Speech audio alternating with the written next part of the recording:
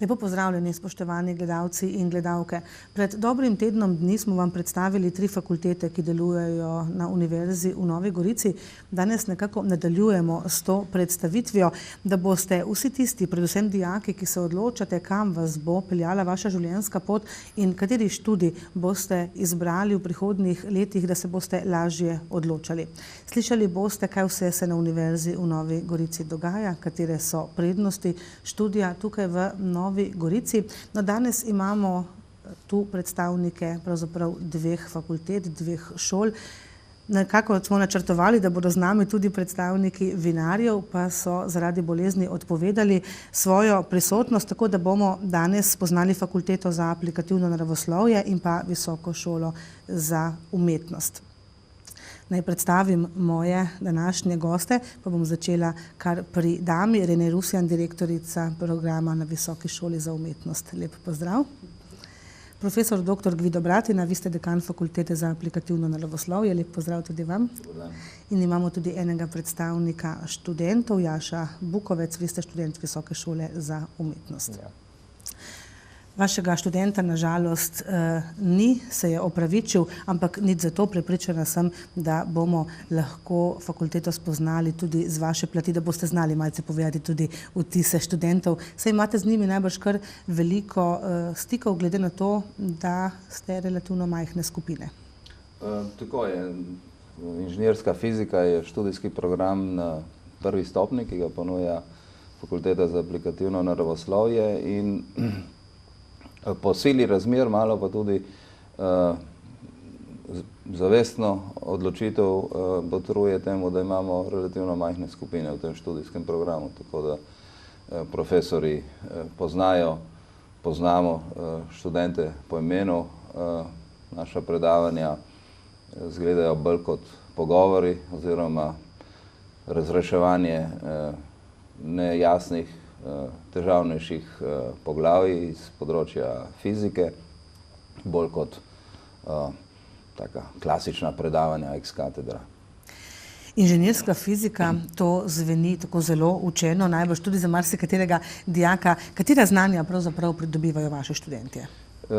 Inženirska fizika je pravzaprav nekaj zelo običajnega v anglosaksonskem visokošolskem prostoru. Tam se je že zelo zgodaj fizika ločila nekako na tako imenovano applied physics, uporabno fiziko in fiziko, ki študira svet z bazičnih principov. No, mi smo pač prenesli v bistvu ime inženirska fizika, smo izbrali zaradi tega, ker je to študijski program, ki se zelo navezuje na dogajanja v industriji. Poskušamo ga izvajati zelo aplikativno. Naši študentje se v prvem letniku že spoznajo z merilnimi postopki in eksperimenti, ki potekajo v razvojnih laboratorijih v gospodarskih družbah. Tako da znanja, ki jih mi ponujamo, se prepletajo med bazičnimi fizikalnimi principi, ki jih zelo hitro v teku študija začnemo uporabljati na praktičnih primerih. In to je najbrž pravzaprav tudi tista velika razlika med recimo tem vašim študijem in klasično fiziko, ki jo lahko študirajo na drugih fakultetah. Tako je. Kot rečeno, študentje, ki študirajo inženirsko fiziko na Univerzi v Novi Gorici, zelo hitro dobijo praktična znanja. Se ne poglabljajo v zelo zapletene matematične izpeljave določenih fizikalnih zakonov, ampak te fizikalne zakone začnejo zelo hitro uporabljati na različnih merilnih postopkih in eksperimentih, bodisi znotraj Univerze v Novi Gorici, bodisi v več partnerskih laboratorijih, ki jih imamo po slovenskih gospodarskih družbah. Ta stik s prakso je najbrž pravzaprav velika prednost. Tudi za študente, da bolj spoznavajo pravzaprav, kaj študirajo, kam jih bo lahko peljala njihova pot potem. To je pomembno vsaj z 2 plati. Po eni strani študentje zelo hitro vidijo, da se da fizikalna znanja v resnici uporabiti v praksi. Po drugi strani pa pridejo takoj v stik z razvojniki v razvojnih laboratorijih v gospodarskih družbah, namreč te eksperimentalne vaje, ki potekajo v podjetjih, vodijo strokovnjaki iz podjetij, tako da se tukaj zelo hitro naveže oseben stik, za katerega mislimo, da je ključen pri bodočem iskanju zaposlitve. Spravi se srečajo že zelo zgodaj z gospodarstvom, vsemi plusi in minusi pravzaprav gospodarstva. Prav gotovo. Kot povsod tudi v gospodarstvu, v razvojnih laboratorijih ne teče vse gladko in te stvari, take težave, študentje zelo hitro zaznajo in kar je najbolj pomembno, se soočijo s tem, da jih je potrebno zelo hitro rešiti in učinkovito. Kje se lahko vaši študentje zaposlijo po zaključenem študiju? Recimo, en primer ste že dali, lahko grejo v gospodarstvo, v kakšne raziskovalne laboratorije. Kje vse so še zaposljivi? Torej, kot je značilno za vse naše bolonjske programe na Univerzi v Novi Gorici, imajo študentje oziroma diplomanti prve stopnje vedno dve možnosti. Na prvi stopni pridobijo dovolj kvalitetnega praktičnega znanja, da se zelo hitro prilagodijo v bodočem zaposlitvi, bodisi v razvojnih oddelkih gospodarskih družb, v oddelkih za kontrolo kvalitete, pri načrtovanju novih izdelkov. Druga pot pa je bolj akademska in jim je tudi odprta in ta poteka preko vpisa na drugo stopnjo, na magistrski študij in kasneje do doktorskega študija. Najbrž je zaželjeno, da nadaljujejo pravzaprav študij in poglobijo svoje znanja? Pravzaprav, tako bomo rekli, zaželjeno je oboje. Vsak diplomant, vsak študent, ki se vpiše na fakulteto, ima določena pričakovanja glede svoje kariere. In na Univerzi v Novi Gorici si prizadevamo, da bi kariera pomenila poklic v pravem pomenu besede. Se pravi, da če se nekdo odloči, da gre v podjetje, v razvojni laboratorij po prvi stopni, da je to enako cenjen in enako potreben in spoštovan poklic kot nekdo, ki se bo odločil, da bo študiral do doktorata. Vsak človek ima svoje preference, svoje osebne nagnjenja in na Univerzi v Novi Gorici spodbujamo enako močno obe poti. Če pogledamo, kdo pravzaprav se lahko vpiše na prvo stopnjo, komu bi vi svetovali, da se vpiše na to stopnjo? Mora imeti nekaj čuta za naravoslovje, za tehniko najbrž? Torej, formalni pogoji so pač tisti, ki so zapisani v študijskem programu, se pravi matura oziroma poklicna matura z izbirnim predmetom. Prav gotovo določena ljubezen oziroma nagnjenje do naravoslovja pomaga pri uspešnem napredovanju. Vsak človek, si mislimo, naj bi študiral tisto, kar ga najbolj privlači, ker edino na ta način bo uspešno nadaljeval študij. Ne zapiramo pa poti nobenemu, seveda tudi ljudje, ki imajo manj naravoslovnega predznanja, se lahko zlasti preko teh pripravljalnih tečajev, ki jih na Univerzi v Novi Gorici organiziramo v mesecu septembru za vse dijake, ki jih zanima naravoslovje. Tukaj imamo posebne pripravljalnice z področja matematike, fizike in kemije. Se pravi, sem se lahko vključijo tudi tisti, ki so malo šibkejši na teh naravoslovnih predmetih in zelo hitro pridejo do potrebnega predznanja, da uspešno zaključijo ta študij. Se pravi, tudi nekdo, ki je bil prej čisti družboslovec, se lahko k vam usmeri, če mu je seveda to v veselje in bo lahko tudi uspešen študent. Ker ljudje, se mi zdi, da se dijaki malce bojijo. Če sem bil do zdaj bolj družboslovec, potem mi najbrž naravoslovje, bom težje sledil študiju in tako. Vse je odvisno od srca in od intenzivnosti te želje, ki živi v nas. Kot rečeno, ti pripravljalnice v septembru so brezplačne, izhajajo iz predpostavke, da so dijaki relativno šibko podkovani v fiziki, matematiki in kemiji, vodijo jih kvalitetni učitelji, tako da jaz mislim, skozi te pripravljalnice, kot rečeno, bodoči študentje lahko zanesljivo zakorakajo v prvi letnik inženirske fizike. Ko sem gledala vašo spletno stran in potem možnost zaposlitve, sem prebrala, da se lahko zaposlijo v podjetjih, tudi v obrambi, v vladnih službah, tudi v medijih. Pravi, da takšnih strokovnih kadrov nam manjka. Ob vsem spoštovanju do novinarskega poklica, jaz mislim, da lahko uspešno pokriva določeno področje tisti novinar, ki ima predznanje z tega področja. Ni naključje, da so športni novinarji ljudje, ki se zelo intenzivno ukvarjajo s športi. Ravno tako na Univerzi v Novi Gorici smo že večkrat poudarili, da obstoja pomanjkanje novinarjev oziroma ljudi, ki se z mediji ukvarjajo, ki bi imeli solidno naravoslovno in tehnično znanje, ker na ta način bi ljudje lahko prišli do kvalitetnejših informacij z tega področja. Običajno smo družboslovci, novinarji, ne? Tako je zaenkrat slučaj. Običajno stvari lažje razložiš, če jih sam razumeš.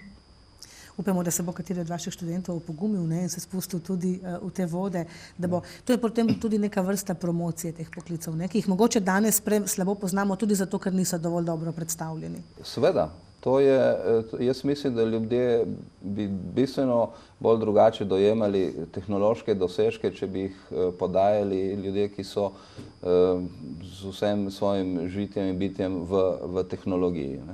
Veliko bolje to področje razumejo. Gremo sedaj na visoko šolo za umetnost, vi pa ste recimo bolj družboslovno usmerjeni. Kateri program ponujate na vaši visoki šoli? Zaenkrat digitalne umetnosti in prakse, to je prvi in zaenkrat še edini, delamo naprej še na drugih. Je pa precej široko področje vseeno, kaj se skriva za tem imenom, marsikateremu srednješolcu ni jasno, zato zelo hitro za tem naslovom naštejemo nosilne module, animacija, fotografija, video, film in novi mediji, ker si pod temi klasičnimi imeni prej lahko predstavljajo, kaj se skriva pod tem širokim imenom. Mogoče prakse in umetnosti, digitalne umetnosti in prakse, navezujem na sogovornika oziroma na to aplikativno fiziko, da smo si tle sorodni, ker tudi umetnost jemljemo na ta način, da večino študentov, ki študirajo na tem programu, usmerjamo po eni strani na uporabno stran umetnosti, po drugi strani pa tisti, ki so izrazito usmerjeni v iskanja v čisti umetnosti, imajo pa tudi to možnost, ampak procent teh je vedno manjši tudi sicer v družbi. Tako da je program primeren za ene in druge in se skozi to sestavljajo skupine, ki delujejo potem na projektih v različnih vlogah. Tako da v tem smislu je ta program soroden po tem načelnem, recimo, usmeritvi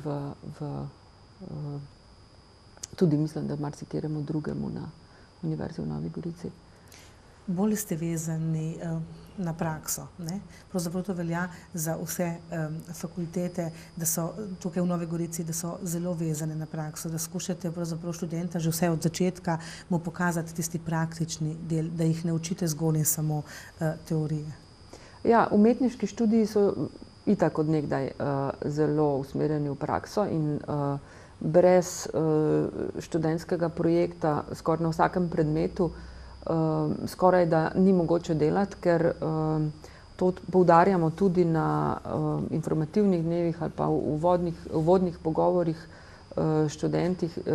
s kandidati pravzaprav, da ta študij ima to posebnost, da enostavno ne moreš biti pasiven pravzaprav v nobenem delu leta, da mora študent skozi aktivno delovati, skozi po recimo tistih uvodnih predavanjih, ki so še mogoče čista predavanja, se začne dialog med študentom in profesorjem, študentom in sošolci, ki sodelujejo mogoče na istem projektu ali delajo sorodnega in morajo stalno izmenjavati ideje.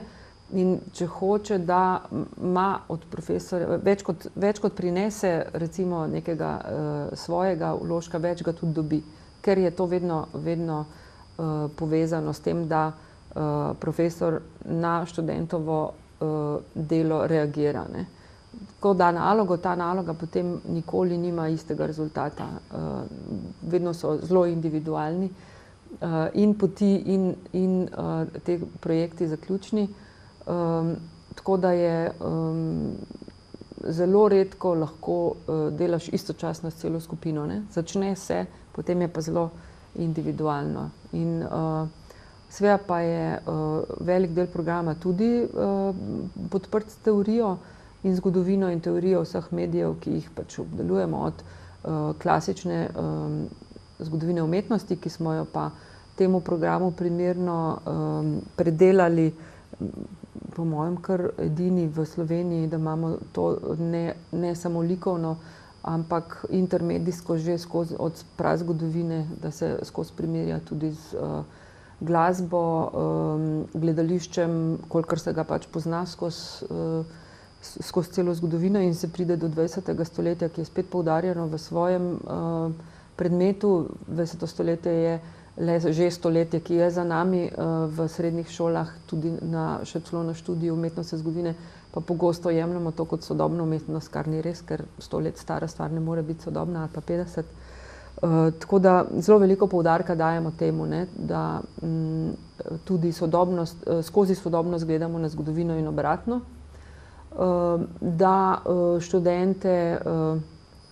so študentje na koncu tudi pismeni, ne, da niso samo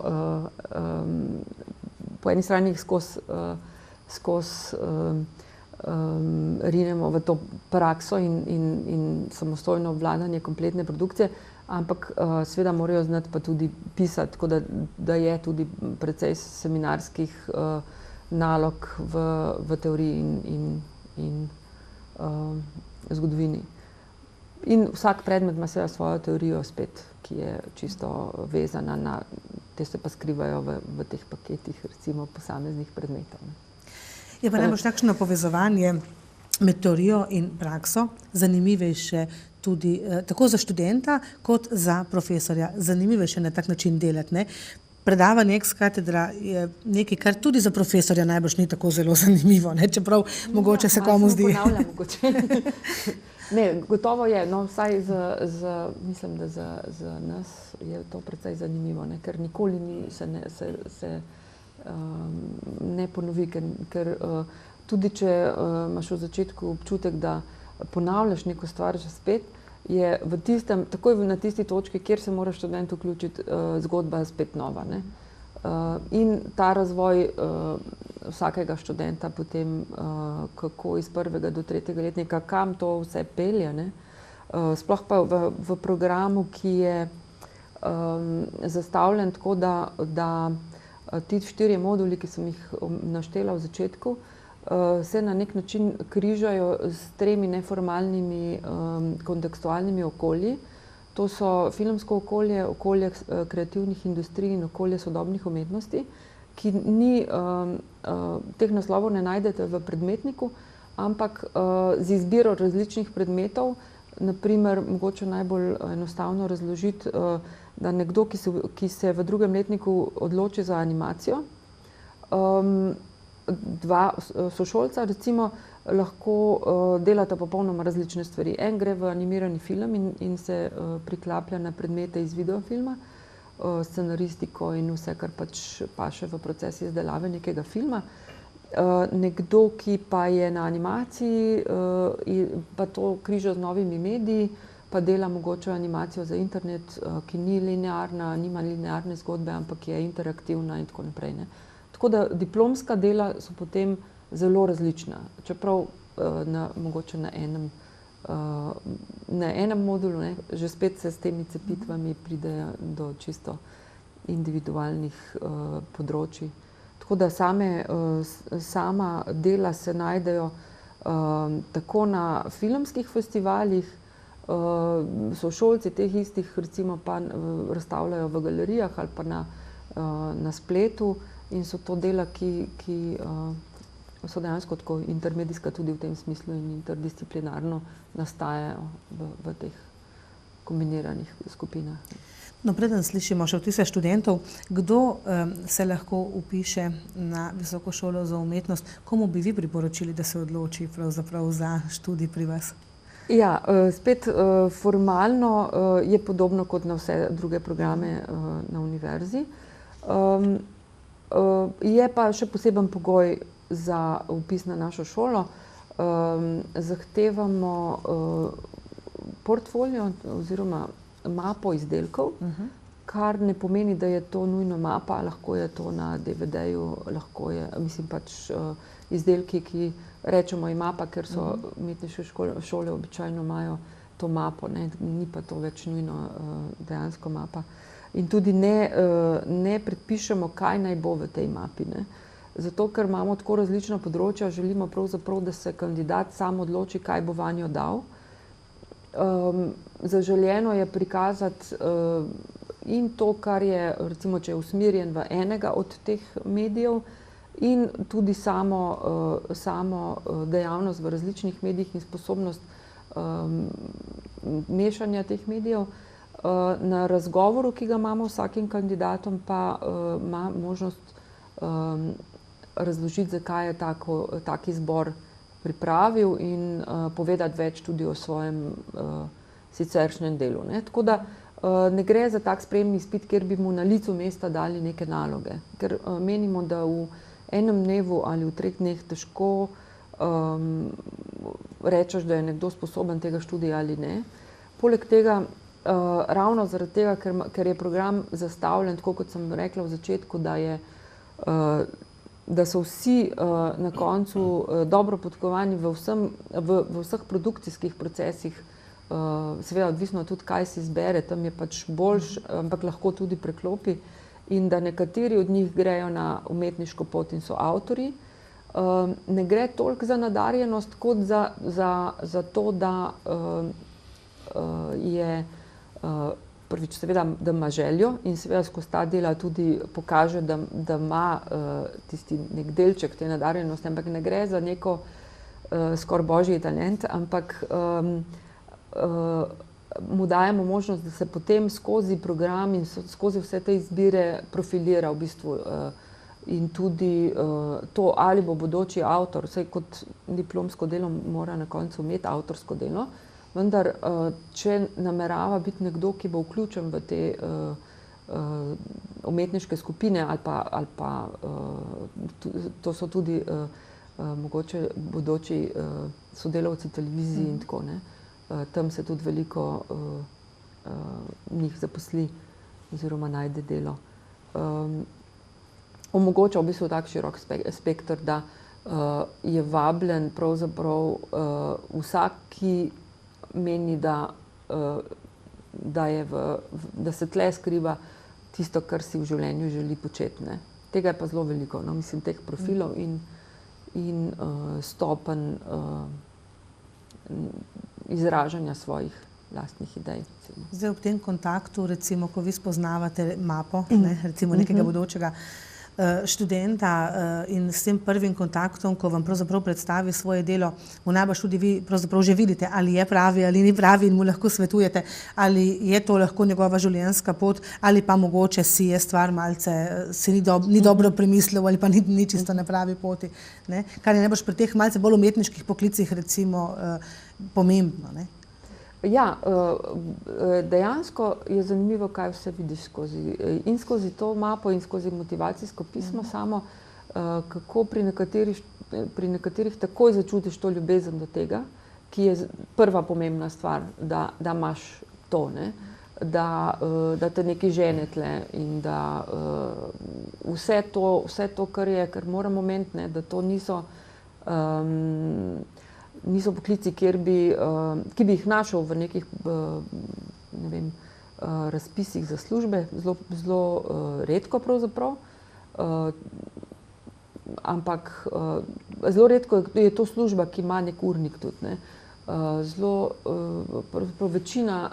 Večina njih dela potem na projektih, dela pol leta to ali pa potem en mesec intenzivno na enem projektu ali recimo pol leta v službah, ki ti zagotovijo to, da boš naslednjega pol leta delal lahko na svojem projektu, ker boš šel običajno celo v minus recimo, ampak to dvojnost in mislim, da je to tisto, kar tudi šola zna dati skozi vse te izkušnje in v šoli in v projektih, ki jih imamo z zunanjimi organizacijami, bodisi umetniškimi ali pa filmskimi, to izkušnjo pridobijo. Ne. Tako da ne se bati tega, ne misliti predaleč.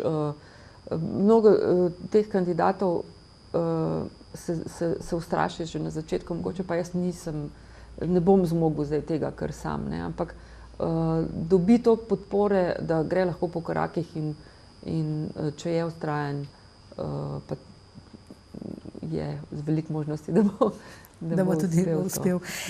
Ja. Jaša, zakaj ste se odločili za vpis na Visoko šolo za umetnost? Ja. Jaz v bistvu prej se nisem kaj dosti za umetnost zanimal, ne. Me je bolj mogoče pritegnilo orodje, s katerimi se da izražati. Ne. Tako da je bilo to v bistvu glavni vzrok za vpis. No. Ne vem, drugače pa čez ta proces v bistvu študija ne prideš do tega izražanja umetniškega. V bistvu, če slediš študiju, potem tudi sam začneš v tej smeri razmišljati. Ne. Vas je bilo kaj strah, ko ste recimo izvedeli, da se boste morali predstaviti, na čem ste že delali, da boste imeli nek preizkus nadarjenosti, če ga tako imenujemo, čeprav to ni čisto pravi preizkus nadarjenosti? Ja, je nek mogoče strah, no. Niti ne strah. Treme malo mogoče, no, ker nisi vajen tega, ne, nekaj novega spet, ampak ni nič hudega, no, v bistvu. Tako malce potolažite tiste, ki jih recimo zanima vpis. Kaj ste pričakovali, ko ste se recimo vpisovali in ste to dobili ali ste dobili več, manj od tega, kar ste pričakovali? Mogoče sem dobil celo več, kar sem pričakoval, ali pa na drugačen način, no. Nisem si predstavljal v bistvu, kako to izgleda, ker nisem bil v tem okolju, v tej družbi recimo prej, ne. Tako da sem šele zdaj spoznal. Ste pa šli na čisto neko novo pot, recimo? Ja, recimo. To se mi zdi zanimivo, ne? Ker običajno se nam tako nekako zdi, da za umetniške poklice se odločijo tisti, ki imajo neko umetniško žilico ali pa tisti, ki si želijo raziskovati že od vsega začetka, pa ni nujno tako, ne? Pravzaprav lahko pravi program pritegne tudi ljudi, recimo, ki niso tako, bom rekla, umetniško usmerjeni prej. Marsikateri dijak na Goriškem se sprašuje, kakšna je razlika, če se bo vpisal k vam ali če se bo recimo vpisal na fakulteto za multimedije. Vedno govorimo o medijih, o nekih novih medijih, o novih pristopih in ni jim čisto jasno, kakšne so razlike. Že sama šola, posebej pa še ta program, mi ga nekako umeščamo med ALU, se pravi Akademija za likovno umetnost in oblikovanje, AGRFT za gledališče, film in televizijo in te nove multimedijske študije. In tle nekje v tem prostoru je umeščen ta naš program, ki je zelo interdisciplinaren in bi ga težko gledal kot enega od recimo, ALU nima takega programa, oziroma nobeden od njih nima takega programa, imamo pa polno delčkov teh programov, oziroma gre za pravzaprav zelo sodoben pogled na na to produkcijo, ki je mogoče v starih strukturah, kot Ljubljanska akademija, univerza, ki ima akademije, skozi katere je večina nas šla, no, ali podobnih nekje drugje. Tam so bili pač bolj umeščeni v določen poklic znotraj umetnosti, recimo, ne vem, slikarstvo, kiparstvo na ALU-ju, AGRFT, ali si se odločil za režijo ali za neko drugo vlogo tle znotraj te produkcije. Naš program pa vse to meša, ne? In se marsikomu zdi, da gre za nekaj površnega mogoče, na kar smo pripravljeni, in se tudi skozi mi s tem zelo aktivno ukvarjamo, zakaj gre, ne? V resnici pa vsi, če pogledamo, kaj kdo od nas počne, ki smo diplomirali na različnih teh klasičnih študijih, vsi to že zelo dolgo zelo mešamo in se učimo že od diplome smo zajadrali že v čisto druge vode in smo to morali se naučiti, če želimo to delati, kar delamo. In ta program pravzaprav združuje te izkušnje teh prav intermedijskih umetniških poti, recimo, ne, ki jih pa zraven še aplicira na zelo uporabne neke ciljne poklice, ki so možni kot izpeljava iz tega, ne. Vi ste predejali, da jih izobražujete za neke poklice, ki jih danes mogoče ne najdejo nekje v klasifikacijah, ne najdejo na nekšnih razpisih, ne. Se pravi, izobražujete za poklice za prihodnost. Oni bodo pravzaprav potem oblikovali neke nove poti, recimo tudi v podjetjih, tudi v medijih. Ja, no, to je gotovo, ampak so že v sedanjosti so ti poklici dejansko že v praksi, niso pa še na teh seznamih in s tem imajo pravzaprav res težave, ne. Zdaj imamo 4 diplomantke, ki so jeseni diplomirale in večina jih ima od Ministrstva za kulturo, je dobila naziv ta za recimo svobodnega umetnika videast. In potem nesejo to naprej, vse zadovoljne, da jim je ministrstvo dalo ta status in tako. In tam seveda ugotovijo, da tega še sploh ni na seznamu, ne. Čeprav je to gotovo 20 let že se pojavljajo videasti kot umetniki, ne. Na sezname pa še niso prišli, ne. Tako da v tem smislu sploh lahko govorimo o nečem, kar je za prihodnost, ampak dejansko to je že čisto normalna praksa, ne. Ali pa nekdo animator. Animator je tam na seznamu nekdo, ki animira, ne vem, skupine ljudi, ne pa nekdo, ki animirani lik v filmu, recimo, ne. Tako da se še formirajo pravzaprav ti poklici. Naši študenti bodo morali biti tudi dovolj samozavestni, da bodo znali predstaviti, katera znanja imajo, ne? Da bodo potem delodajalci razumeli pravzaprav, kakšen profil so dobili. Ne? V tem je mogoče malce drugače. Zelo dejavno pač sodelujemo v tem, ne? Da jih ne prepustimo kar plavati v praznem, ampak sledimo temu, kaj se z njimi dogaja in tudi skušamo do diplome poskrbeti za to, da so šli čez, mislim, da je vsak od njih šel čez dovolj in dovolj kvalitetnih projektov tudi zunaj šole, da je potem ta prehod lažji in da so že nekako vpeti v nek segment te produkcije in niso kar, zdaj imam pa diplomo, šola je me nehala ščititi in sem sam, ne. Tako da, če se le da, vsa mreža tudi profesorjev in vseh, ki so sodelovali v procesu, sodeluje, ne. To pravzaprav velja za vse programe malce, ne, na Univerzi v Novi Gorici. Pri vseh gre za neke poklice za prihodnost in vse je potrebno mogoče še malce bolj spremljati in tudi učiti delodajalce, da takšne profile potrebujejo, ne?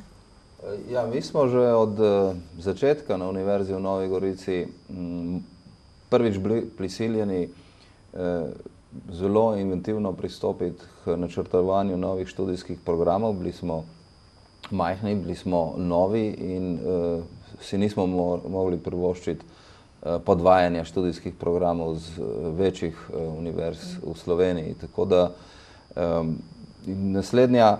naslednji način, kako nastane študijski program, je, da se poslužiš interdisciplinarnosti. Interdisciplinarnost je danes ključna beseda pri načrtovanju novih študijskih programov in novih poklicov. Bolj, ko je naše znanje prepredeno s sorodnimi vedami in ne nazadnje tudi, kot smo videli, umetniškimi praksami, lažje smo zaposljivi, ker se zelo hitro prilagodimo določeni specialnosti in ne nazadnje več področij obvladujemo.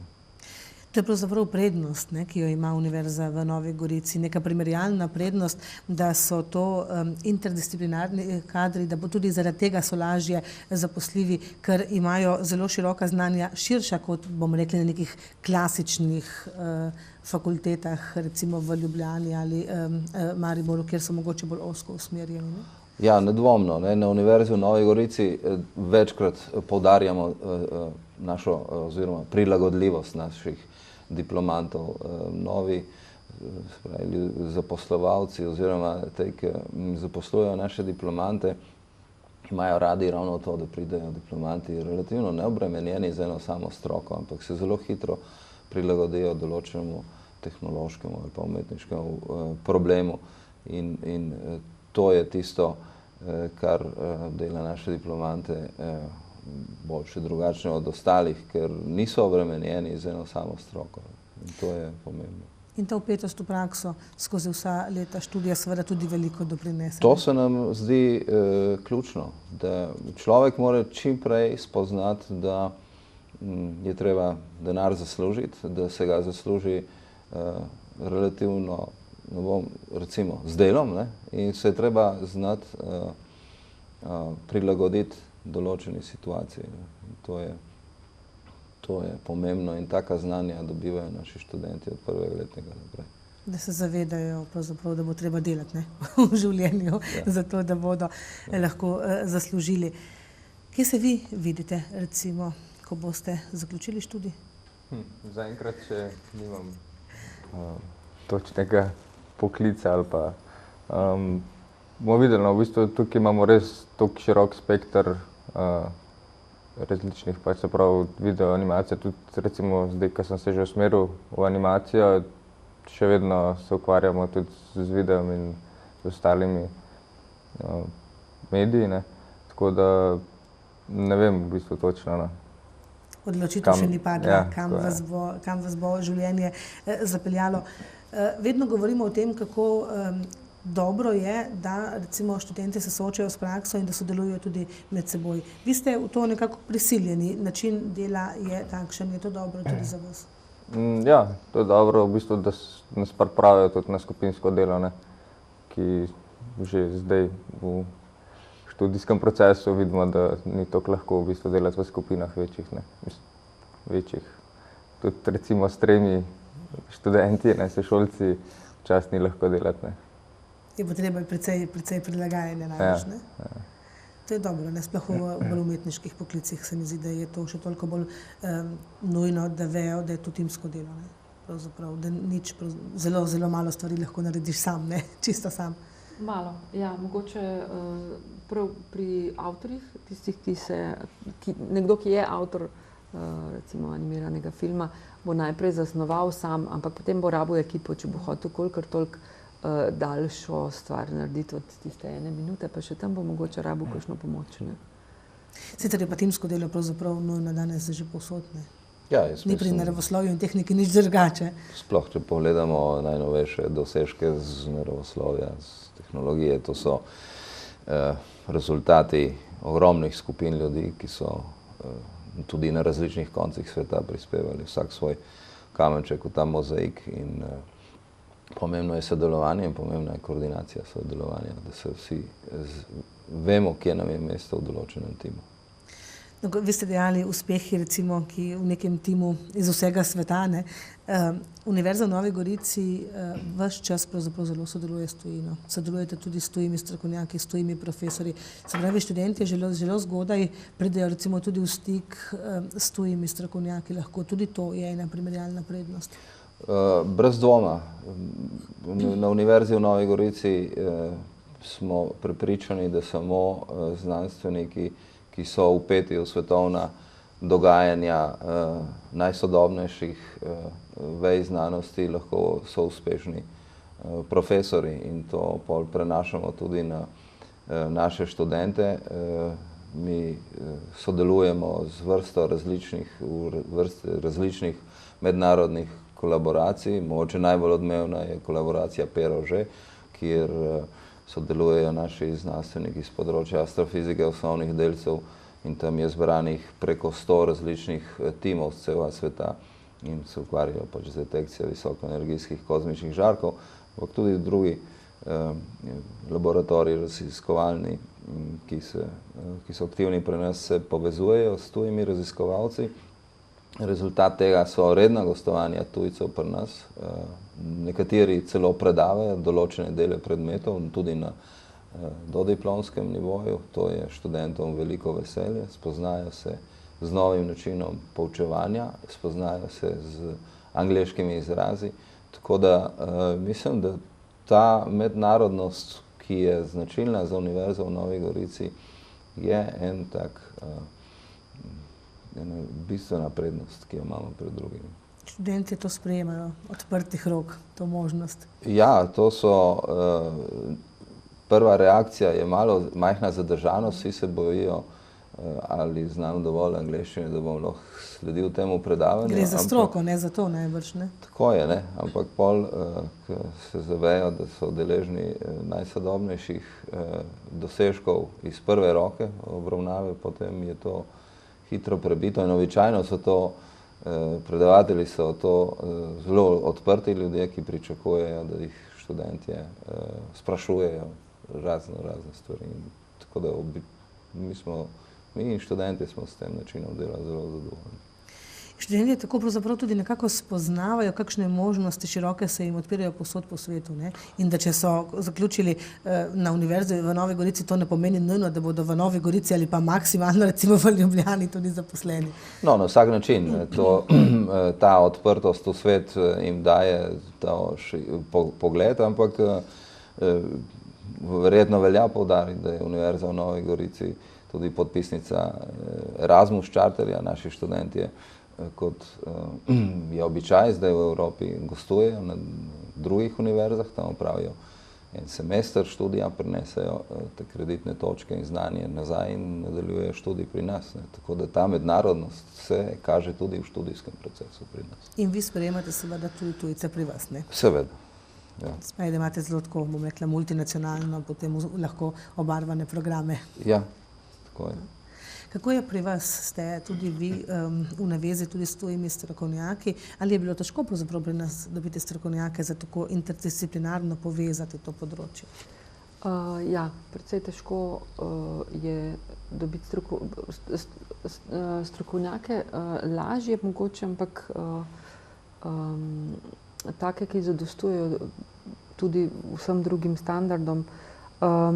Precej tujcev gostuje tudi v procesu, vsaj kot v krajših blokih, tako da nam je zelo pomembno, da si lahko za te skoncentrirane bloke lahko privoščimo recimo kakšnega znanega režiserja, ki dela skoncentrirano s študenti en teden, in to je v bistvu res nek tak blok, ki jim potem kar precej stvari novih odpre, medtem pa delajo z rednim delom, pač to vključujejo noter, ne. Zdaj vedno bolj iščemo tudi povezave s šolami izven za kakšne programe, kjer ne bi šlo samo za izmenjavo študentov kot Erasmus, ampak tudi, da bi se dele programa delalo skupaj. In to je pa del prihodnjih let. No. Razvijajo se programi, niso pa še aktualni za študente same. Načrtov pa ne zmanjka, ja, to je zelo razvijajoča se. Mislim, da cela univerza, no, da je naravnana na to, da mogoče je v majhnem mestu, ampak deluje pa po celem planetu nekako in se mi zdi to en zelo zanimiv vidik. Kako je to za študente, da imate možnost, recimo, ne vem, delati tudi s tujimi strokovnjaki? To najbrž je en tak svojevrsten izziv. Ja, sigurno. Te delavnice, ki imamo s tujimi profesorji, so super, ker slišiš tudi drugačen način, recimo drugačen pogled na isto stvar ali karkoli. In delamo tudi na projektu. Meni se zdi super, no, v bistvu do zdaj karkoli smo imeli. Od delavnic največ odneseš. Prej smo že slišali, vi imate pravzaprav zelo veliko tega praktičnega dela. Je zato študij privlačnejši? Ja, sigurno. Mislim, fajn je, ker skoncentrirano delaš na eni stvari in vidiš potek, kako deluje od začetka do konca in mogoče izgubiš tisti nek strah ali pa ta let prebijaš, kako se lotiti stvari.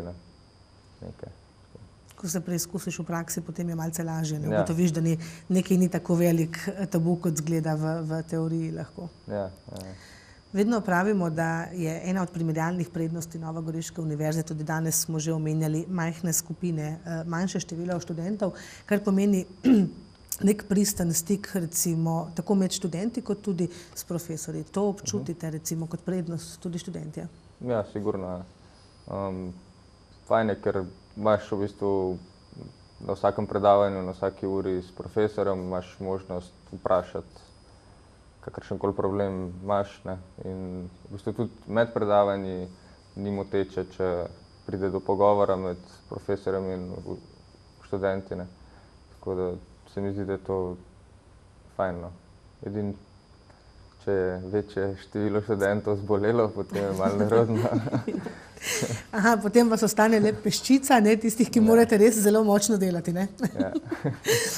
No, ko smo se pripravljali na oddajo, smo se prav o tem pogovarjali, ne, pravzaprav za nekega študenta, ki je zelo zagnan, majhna skupina pomeni prednost, za tistega, ki bi se rad skril v množici, mogoče ni tolikšna prednost, ampak nedvomno je prednost to, da pravzaprav vi vsakega svojega študenta poznate po imenu, priimku, da se lahko kadarkoli pravzaprav z vami sreča, se pogovori, to je tisto, recimo, kar je ni tistih tabujev, ne, in tistih velikih razlik med profesorji in študenti, ne, potem.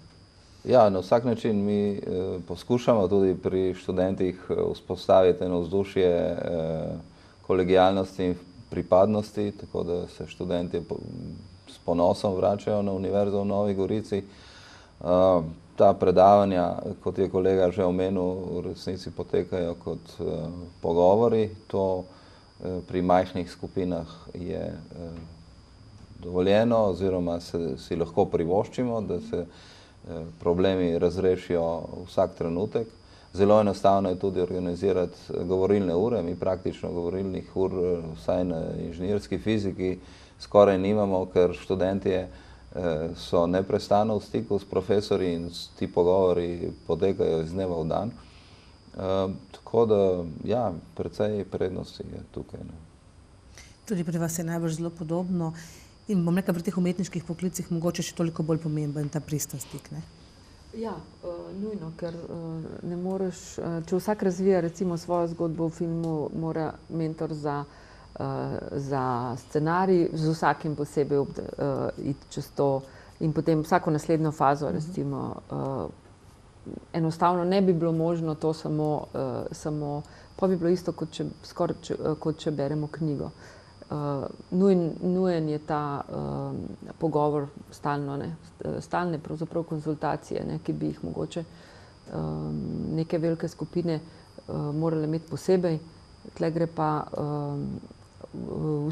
skoraj, mogoče je en del teh srečanj namenjen predavanju v klasičnem smislu, večina pa ravno temu, ne.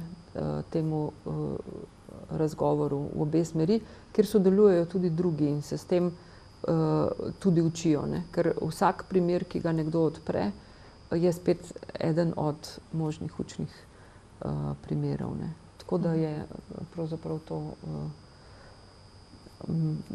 vseeno fajn je, če je več kot, ne vem, ne? Če so trije, je boljš kot samo z enim, ne? Ker s tem že imaš spet nova mnenja in ta mnenja so vedno pomembna v tem procesu, vsaj pri nas, ne? Vsako novo vprašanje je neko novo poglavje učenja lahko, ne? Ja. Ne? Sej, tu se pravzaprav lahko bistveno več naučijo, mogoče tudi zaradi tega, ne? Ni neka, mislim, vsak odpre nek problem, pravzaprav s tem tudi uči svoje kolege na nek način, ne? Ja, na ta način pravzaprav profesor lahko podaja znanja, ki niso v učbeniku, ki so nastala včeraj. In mi si lahko privoščimo zelo hitro ekskurzijo v najnovejša dognanja na področju fizike, ker pač imamo majhno skupino in to obvladujemo, ne. Tako da tak način podajanja je brez dvoma bogatejši kot ex katedra po vnaprej pripravljenem predmetniku.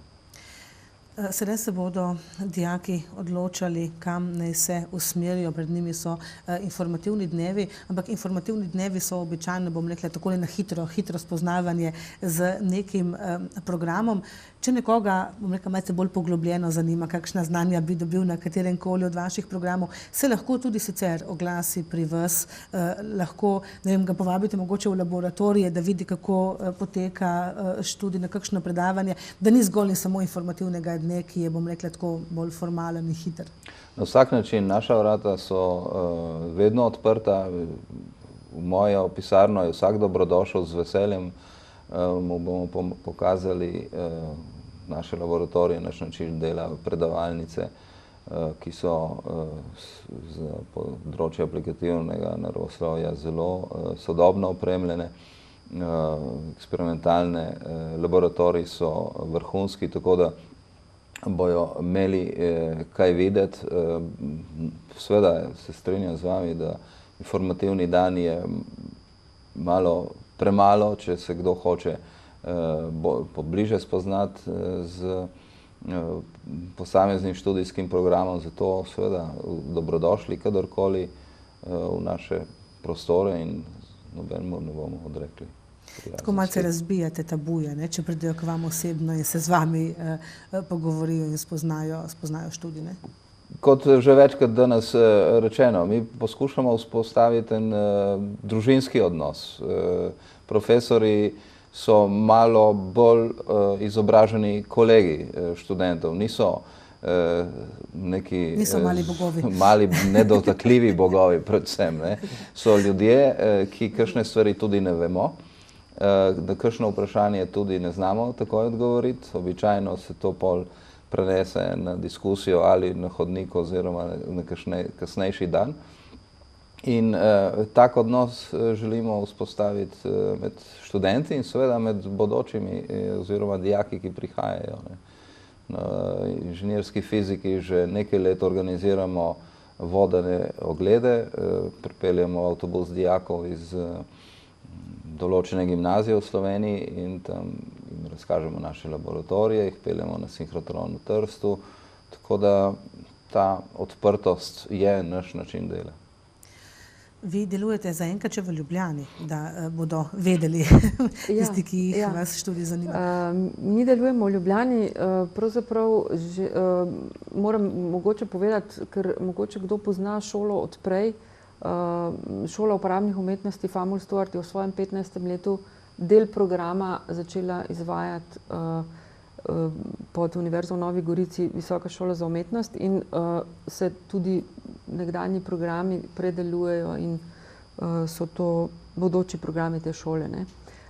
In zaradi tega že itak nekako prehodnega obdobja smo skupaj ugotovili, da je najbolje, da smo še nekaj let v istem prostoru, da gre za nek mehki prehod in bomo pač čez nekaj let prišli v Novo Gorico, ko bo tle upam, da takrat, ko bo kampus. Ko bo že kampus, ne? Park znanja. Sicer pa je pri nas poleg teh možnosti tudi informativni dnevi, kadarkoli se lahko kdorkoli najavi, pride na razgovore. Vabimo tudi 2-krat na leto na semestrsko razstavo oziroma letno razstavo, kjer si lahko vsak pogleda, kaj je, to je produkcija pač šolska, si lahko pogleda, kaj delamo. Zelo veliko se predstavljamo tudi zunaj, pač odvisno spet od medija. Zdaj se tudi dogovarjamo, da bi se pokazali v Novi Gorici in sploh delamo veliko na tem, da vsaj na neke določene delavnice pridemo, tako da oni od njihove generacije so nekateri sploh bili prvič v Novi Gorici, ko smo prišli recimo za en teden snemati sem in tako, in tega je vsako leto več. In pletamo skratka ta počasen prehod v Novo Gorico na ta način. Bi pa tudi za celo univerzo povedala, da smo v tem smislu informativnih dni in posebnih dni, ki so lahko dogovorjeni, da se pravzaprav lahko na vsak program najavijo tudi srednje šole, mogoče skupine, ki jih zanima, in se potem uredi ali samo šolo, če je usmerjen obisk, ali z univerzo, z neko ekskurzijo po teh lokacijah tudi, kjer so. Tako da tudi, če bi zanimalo kakšne profesorje iz kateregakoli predmeta, pač sporoči in se lahko dogovorimo za različnimi programi tudi, da predstavijo skupini dijakov. Lažje tem dijakom svetovali, recimo tudi profesori. Mogoče bi morali v prvi vrsti bolje poznati vaše študijske programe profesori in potem bo lažje. Jaz upam, da bo tudi tale oddaja malce pripomogla k temu, da bodo bolj vedeli, kaj se pri vas dogaja in da bo zato interesentov za vaše študije še veliko več v prihodnjih letih. Seveda upamo, da boste dobili tudi kampus v Novi Gorici in da boste imeli tudi več prostorov na razpolago za te vaše bodoče študente. Hvala za obisk v našem studiu, uspešno delo še naprej. Predvsem seveda uspešno delo želimo vsem študentom, ki še iščejo pravzaprav tisto svojo življenjsko pot. Hvala še enkrat za obisk v studiu. Spoštovani gledalci, gledalke, hvala, če ste bili z nami. Spoznali ste še delček dogajanja na Univerzi v Novi Gorici in upam, da je bilo zanimivo. Nasvidenje.